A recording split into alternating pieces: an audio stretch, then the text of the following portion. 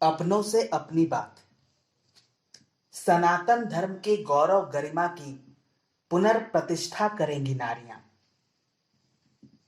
वर्तमान परिस्थितियों की विषाक्तता से सभी भली भांति परिचित हैं।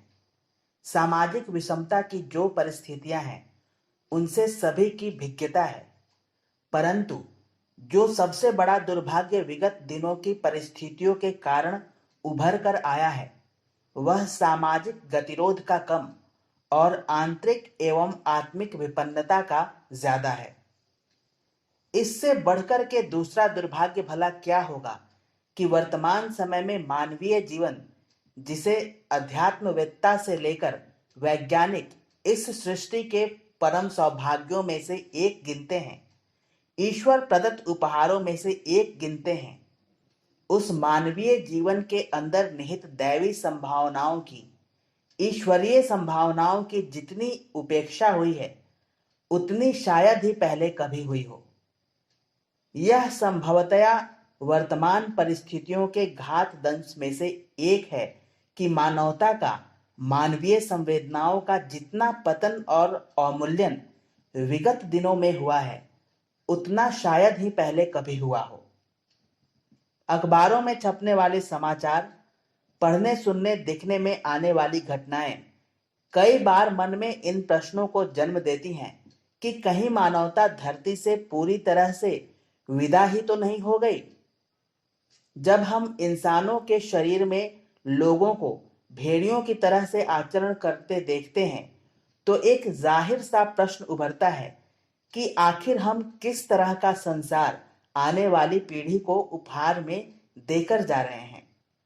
व्यक्ति अंदर से अशांत है, परिवार अपने अस्तित्व को तलाशते नजर आते हैं, सामाजिक विग्रह हर रोज उभरते दिखाई पड़ते हैं।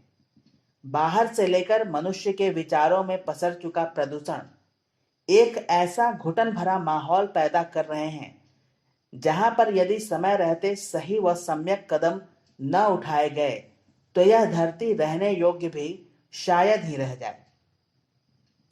मनुष्य अंदर से खोखला है, भावनाओं की दृष्टि से शून्य बैठा है, चिंतन की दृष्टि से कंगाल बैठा है और चूंकि हर व्यक्ति ऐसा प्रतीत होता है कि स्वार्थ पूर्ति को जीवन का प्रमुख उद्देश्य समझकर बैठा है, इसलिए स्वाभाविक है कि पारस्परिक सहयोग की भावना अब पलायन करके बैठी है। आदमी को अपनों की सद्भावनाओं पर तनिक सा भी भरोसा अब नहीं है। ध्यान से देखें तो ये विश्व वृक्ष के पत्ते हैं, इनकी जड़ें मनुष्य के चिंतन में आई संकीर्णता में है। आज की समस्याओं का एक मूल कारण मनुष्य की भावनात्मक संकुचितता है। ये परिस्थितियां हमारे संवेदना शून्य हो जाने से उपजी हैं और इनका समाधान भी तभी संभव है जब मनुष्य के भीतर के संवेदना के तारों को पुनः झंकृत किया जा सके। इतिहास के अनेकों घटनाक्रम इस बात की गवाही देते हैं कि यदि मनुष्य के दिल के जख्मों को भर दिया जाए तो उसे शैतान से संत बनते देर नहीं लगती। यदि इंसान के भावों का परिवर्तन हो जाए तो एक तरह से उसका नव निर्माण हो जाता है। व्यक्ति वही रहता है, शरीर व आकृति तो पूर्ववत ही रहते हैं, मात्र उसकी चेतना और प्रकृति का रूपांतरण हो जाता है।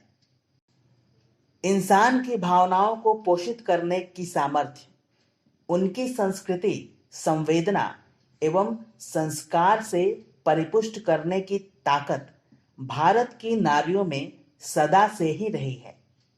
भारत में गार्गी, घोषा, अपाला एवं लोपामुद्रा से लेकर सावित्री, अनसुया, शांडिली जैसी महान नारियों ने एवं रानी लक्ष्मीबाई, रानी हाड़ा, रानी होलकर जैसी वीरांगनाओं ने अनेकों बार भारतीय चिंतन को एक नई सोच प्रदान की है और वर्तमान समय भी कुछ ऐसी ही मांग भारत की महान नारियों से करता नजर आता है। जब हम ऐसे उदाहरणों की बात करते हैं तो दृष्टि स्वतः ही माता सीता की ओर चली जाती है।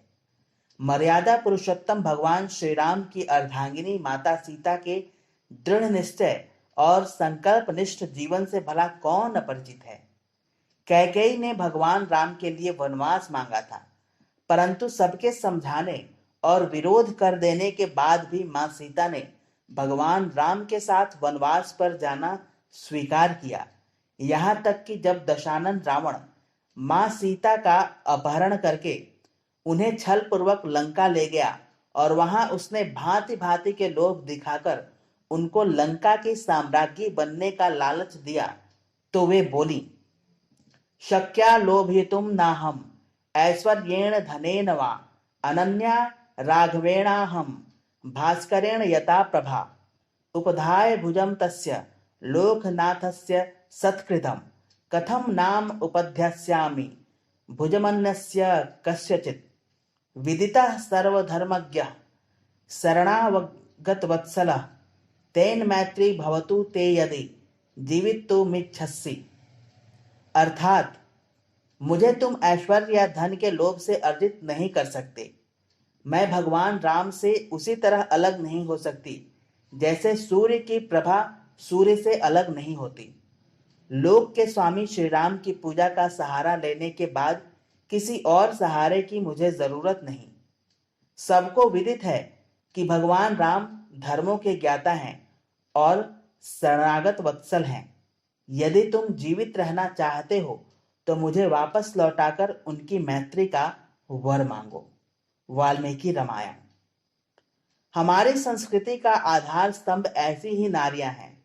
ध्यान से देखें तो आज पूरे विश्व में भारतीय संस्कृति के पुनीत पावन प्रवाह को अक्षुण्ण बनाए रखने में भारतीय देवियों का ही हाथ रहा है। भारत के गौरव को समूचे भूमंडल में सुरक्षित रखने का कार्य भी उन्होंने ही किया है। मां सीता की तरह ही सती सावित्री का उदाहरण भला कौन भूल सकता है।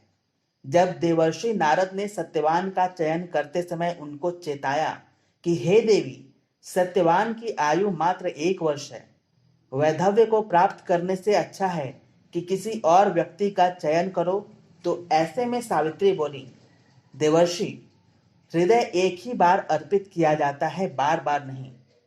सती सावित्री के उसी दृढ़ संकल्प का परिणाम था कि जब यम सत्यवान को लेने आए तो सावित्री भी उनके पीछे चलने लगी। उनको ऐसा करते देख यम ने उनको लौटने को कहा तो वे बोली, यत्र में नियते भर्ता स्वयं वा यत्र गच्छति मया च तत्र गंतव्यम ऐस धर्मः सनातनः। अर्थात जहां मेरे पति जा रहे हैं या कोई दूसरा उन्हें ले जा रहा है, वहीं मैं भी जाऊंगी। यही सनातन धर्म है। सर्वविदित है कि अंततः सत्यवान का जीवन लौटाने के लिए यमराज को विवश होना पड़ा। ऐसी महान नारियों के कारण ही भारतीय संस्कृति की आभा समस्त विश्व के नभमंडल पर सदा अंकित रही है। आवश्यकता आज यही प्रतीत होती है कि हम भारतीय नारीत्व के उसी गौरव को पुनः प्रतिष्ठित करें ताकि सनातन धर्म की लुप्त हो चुकी गरिमा को सुरक्षित रखा जा सके। अखंड ज्योति, सितंबर 2022। धन्यवाद।